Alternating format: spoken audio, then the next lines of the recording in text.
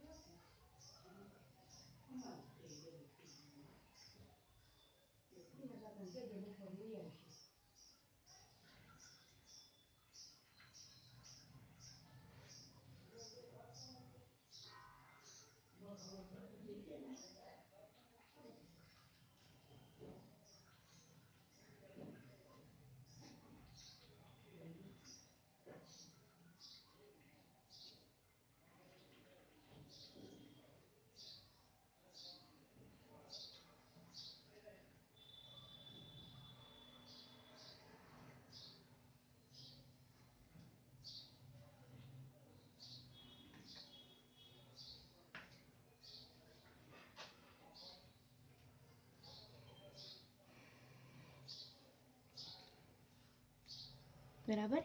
દાખલાની રકમ મુજબ આપણે દાખલાની ગણતરી શરૂ કરીએ. દાખલા નંબર 1, એમાં આપણે ખરીદ કિંમત, ચોખ્ખી મિલકતો અને પાઘડી શોધવાની છે, બરાબર. તો આપીએ વર્કિંગ નોટ નંબર 1. પહેલા આપીએ આપણે ચોખ્ખી મિલકતની ગણતરી, બરાબર. શું થશે? તો કે કુલ મિલકતો માઇનસ કુલ દેવા, બરાબર. અહીંયા આપી દઈએ હેડિંગ કુલ મિલકતો.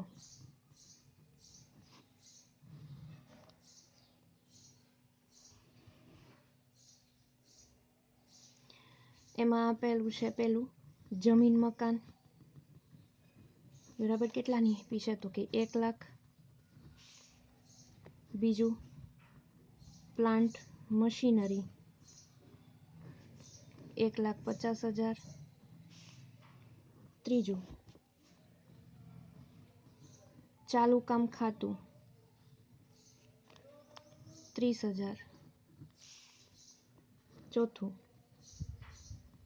तैयार माल स्टॉक 60,000। पांचमું फर्निचर 2,500।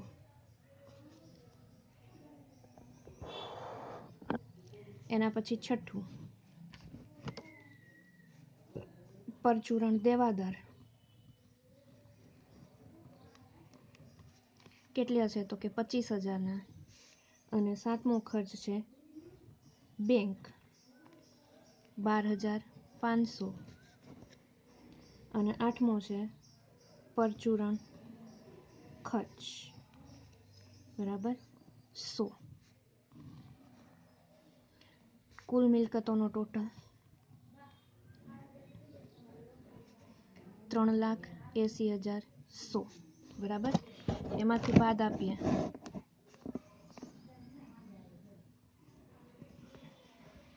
કુલ દેવા, એમાં આપી દઈએ પેલું ડિબેન્ચર, તો ડિબેન્ચર આપ્યા છે 8%ના બરાબર। કેટલા આપ્યા છે 8%ના ડિબેન્ચર આપેલા છે 1 લાખ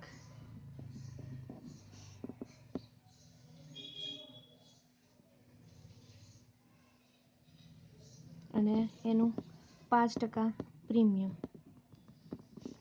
એટલે કેટલું તો કે 5,000 અને બીજું છે પરચુરણ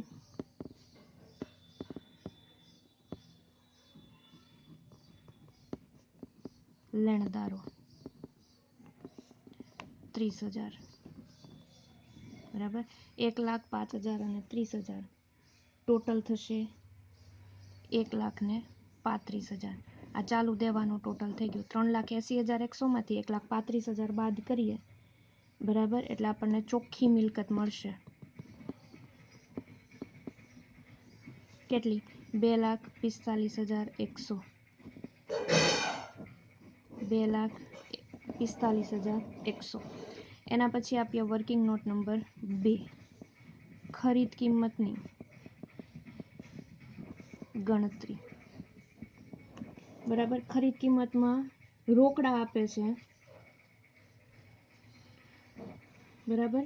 એમાં પહેલું આપે છે કે ખરીદ કિંમત પેટે દરેક શેર હોલ્ડર્સને શેર દીઠ ₹7 રોકડા શેર આપેલા છે કેટલા તો કે 20,000 શેર, શેર દીઠ રૂપિયા કેટલા 7 રોકડા એટલે આવશે 1,40,000 અને બીજું થશે 20,000 ઇક્વિટી શેર દરેક ₹8 લેખે એટલે થશે 1,60,000 બરાબર। ટોટલ થશે 3 લાખ બરાબર। આ થઈ ગઈ ખરીદ કિંમત અને વર્કિંગ નોટ નંબર 3 આપીએ ચોખ્ખી મિલકત 2,45,000 છે, ખરીદ કિંમત 3 લાખ છે તો પાઘડી ઉત્પન્ન થશે બરાબર। પાઘડી બરાબર ખરીદ કિંમત માઇનસ ચોખ્ખી મિલકતો, ખરીદ કિંમત 3 લાખ ચોખ્ખી મિલકતો 2,45,100 3 લાખ અને 2,45,100 માંથી બાદ કરીએ 54,900 આ થઈ ગઈ આપણી પાઘડી બરાબર। આ થઈ ગયો આપણો અવેજ પદ્ધતિ મુજબનો દાખલા નંબર 1 બરાબર। હવે એના પછીનો આપણો દાખલા નંબર 2 જોઈએ તો દાખલા નંબર 2 છે એ શું છે તો કે ચોખ્ખી મિલકતો માટેની પદ્ધતિ છે બરાબર। એના માટેની રકમ જોઈએ દાખલા નંબર 2 ચોખ્ખી મિલકત પદ્ધતિ। ગુલ કંપની લિમિટેડનું પાકું સરવૈયું નીચે મુજબ છે। તારીખ 31/3/2017ના રોજનું પાકું સરવૈયું। મૂડી દેવા રકમ મિલકત લેણા અને રકમ મૂડી દેવા બાજુ આપેલું છે શેર મૂડી ₹10નો 1 એવા 2,000 ઇક્વિટી શેર 20,000ના નફા નુકસાન ખાતું 7,000 10% ડિબેન્ચર 10,000 લેણદારો 3,000 મિલકત લેણા બાજુ પાઘડી 4,000 કાયમી મિલકતો 16,500, ચાલુ મિલકતો 19,500, બંને બાજુનો ટોટલ 40,000.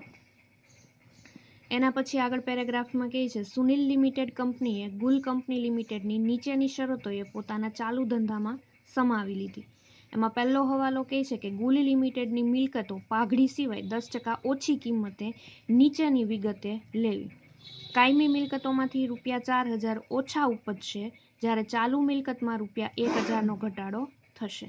બરાબર. શું કહે છે તો કે ગુલ લિમિટેડની મિલકતો પાઘડી સિવાય 10% ઓછી કિંમતે નીચેની વિગતે લેવી અને કાયમી મિલકતોમાંથી ₹4,000 ઓછા ઉપજશે, જ્યારે ચાલુ મિલકતમાં ₹1,000નો ઘટાડો થશે.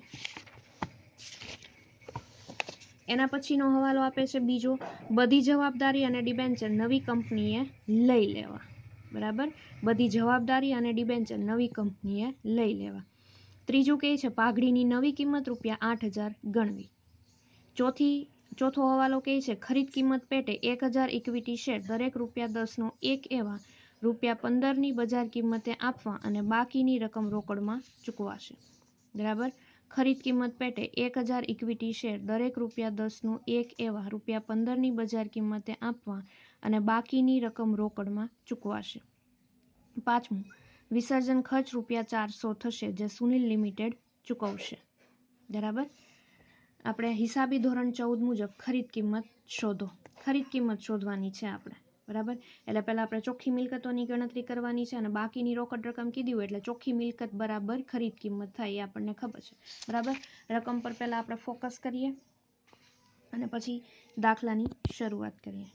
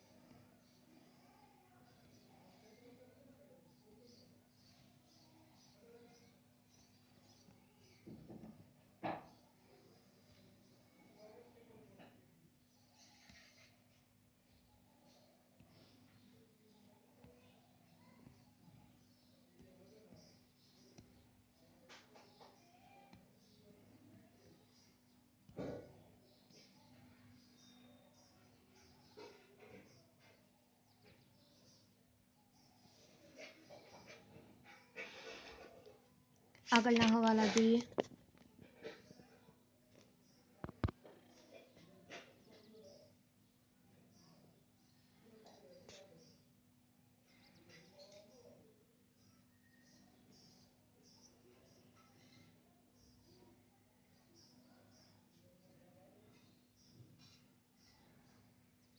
બરાબર.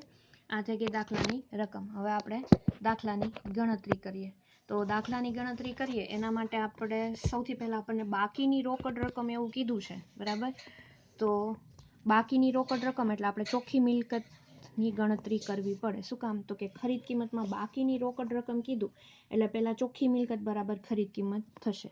બરાબર. તો અહીંયા ચોખ્ખી મિલકતની ગણતરી કરીએ જ્યાં કુલ મિલકતો માઇનસ કુલ દેવા. બરાબર. હેડિંગ આપી દઈએ કુલ મિલકતો. હવાલા આપ્યા છે બધા હવાલા જોતા જઈએ. બરાબર. એમાં સૌથી પહેલા એવું કીધું છે કે ગુલ લિમિટેડની મિલકતો પાઘડી સિવાય 10% ઓછી કિંમતે નીચેની વિગતો લેવી. એમાં કાયમી મિલકતોમાંથી ₹4,000 ઓછા ઉપજશે. તો પહેલા તો જોઈએ કે કાયમી મિલકતો આપેલી છે કેટલી, તો કઈ કાયમી મિલકતો આપી છે 16,500. બરાબર. એમાંથી ઓછી ઉપજ કેટલા ઓછા ઉપજે છે 4,000. બરાબર. એટલે 16,500 માંથી 4,000 બાદ કરવાના રહેશે. કેટલા મળશે આપણને 12,500. અને ઉપર એવું કહે છે કે ગુલ લિમિટેડની મિલકતો 10% ઓછી કિંમતે લેવી. તો 10% ઓછી કિંમત. બરાબર. 12,500 ના 10% કેટલા થશે 1,250. એટલે હવે આપણને કાયમી મિલકતો કેટલી મળશે તો કે 11,250. બરાબર. एना पछी बीजू लई लईए चालू मिलकतो, बराबर। અને ચાલુ મિલકતમાં એવું કીધું છે જ્યારે ચાલુ મિલકતમાં 1000 નો ઘટાડો થશે તો ચાલુ મિલકતો આપી છે કેટલી 19500, બરાબર। એમાંથી ઘટાડો કેટલા થાય છે તો કે ઓછી ઉપજ 1000 ની, બરાબર। એટલે મળશે આપણને 18500। એમાંથી કેટલા આપણે કરવા પડશે તો કે જો એવું કીધું ગુલ લિમિટેડની મિલકતો 10% ઓછી કિંમતે નીચેની વિગતે લેવી તો 10% ઓછી કિંમત 18500 ના 10% 1850, બરાબર। કેટલા મળશે આપણને 16650। અને એના પછી ત્રીજું કીધું છે આપણને કે બધી જવાબદારી, બીજો હવાલો એવું કીધું છે કે બધી જવાબદારી અને ડિબેન્ચર નવી કંપનીએ લઈ લેવા। ત્રીજું કીધું છે પાઘડીની નવી કિંમત, તો પાઘડી છે એની નવી કિંમતે લઈશું, બરાબર। કેટલી આપી છે એની નવી કિંમત તો કે 8000, બરાબર। એના પછી કાંઈ મિલકતો હવે નથી તો કુલ મિલકતોનો ટોટલ આપીએ 11250, 16650 અને 8000 એટલે 35900। એમાંથી બાદ કુલ દેવા, એમાં પહેલું આપી દઈએ કુલ દેવામાં લઈશું આપણે ડિબેન્ચર, બરાબર। જો અહીંયા આપણને બીજો હવાલો કીધો છે કે બધી જવાબદારી અને ડિબેન્ચર નવી કંપનીએ લઈ લેવા તો ડિબેન્ચર કેટલાના છે 10000ના, બરાબર। બીજું લેણદારો કેટલાના છે તો કે 3000ના, ટોટલ થશે 13000, બરાબર। એટલે આપણને મળશે ચોખ્ખી મિલકતો 35900 માંથી 13000 બાદ કરીએ એટલે આપણને મળશે 22900, બરાબર। અહીંયા ચોખ્ખી મિલકત બરાબર ખરીદ કિંમત થશે, બરાબર। અને એ કેટલી થશે તો કે 22900। શું કામ તો કે બાકીની રોકડ રકમ કીધું છે, આપી દઈએ વર્કિંગ નોટ નંબર 2, બાકીની રોકડ રકમ એમાં આપી દઈએ કુલ ખરીદ કિંમત કેટલી મળી તો કે 22900। એમાંથી બાદ કુલ અવેજ, એમાંથી પહેલો અવેજ આપીએ, આપણને જો ચોથો હવાલો કીધો છે કે ખરીદ કિંમત પેટે 1000 ઇક્વિટી શેર, 1000 ઇક્વિટી શેર દરેક ₹10 નું, બરાબર। અને 15ની બજાર કિંમત એટલે ₹5 શું હોય પ્રીમિયમ હોય દરેક ઇક્વિટી શેર, બરાબર। એમાં 1000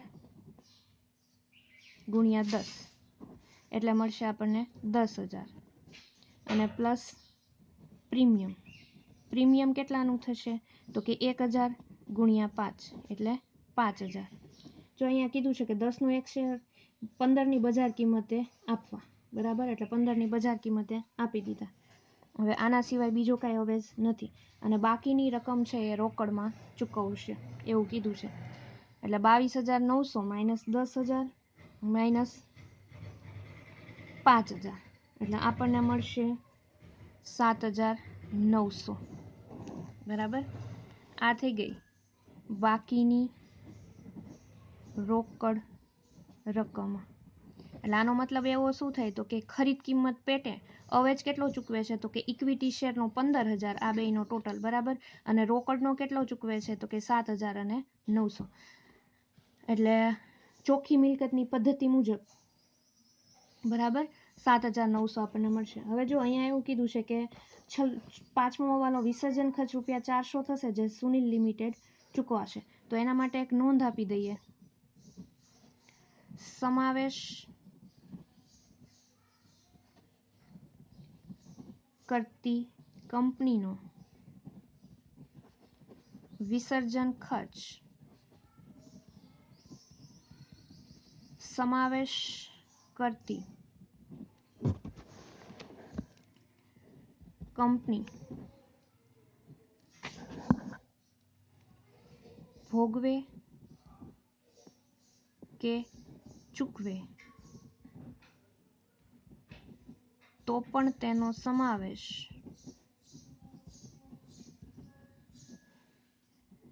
હિસાબી ધોરણ 14 મુજબ ખરીદ કિંમતમાં થતો નથી. બરાબર, આ ખાસ ધ્યાન રાખો. અહીંયા આપણે દાખલા નંબર 2 પૂર્ણ કરીએ છીએ. બરાબર, પહેલો દાખલો આપણે ખરીદ કિંમત માટે અવેજ પદ્ધતિ હતી એ જોઈ ગયા. બીજો આપણે ચોખ્ખી મિલકત માટે જોઈ ગયા. બરાબર, હવે ત્રીજો દાખલો છે એ આપણે નેક્સ્ટ વિડીયો લેક્ચરમાં જોઈશું.